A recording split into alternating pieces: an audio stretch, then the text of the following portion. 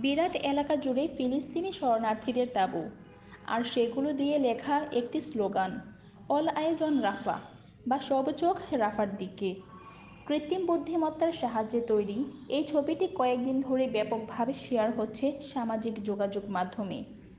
ছবিটি প্রথমবার শেয়ার হয়েছিল মালয়েশিয়া থেকে। এরপর দ্রুতই প্রায় 4.5 কোটি ইনস্টাগ্রাম ব্যবহারকারী তা শেয়ার করেন, যাদের মধ্যে ভারত, পাকিস্তান ও মধ্যপ্রাচ্যের বহু তারকাও রয়েছেন। মূলত দক্ষিণ গাজার রাফা শহরে বাস্তুচ্যুত ফিলিস্তিনিদের একটি শরণার্থী শিবিরে ইসরায়েলি বিমান হামলার পর ছবিটি ভাইরাল হয়। গাজার স্বাস্থ্য মন্ত্রণালয়ের হিসাবে ওই হামলায় অন্তত ৪৫ জন নিহত হয়েছেন। আরও শত শত মানুষ পুড়ে যাওয়া ও শরীরে বোমার আঘাতের চিকিৎসা নিচ্ছেন।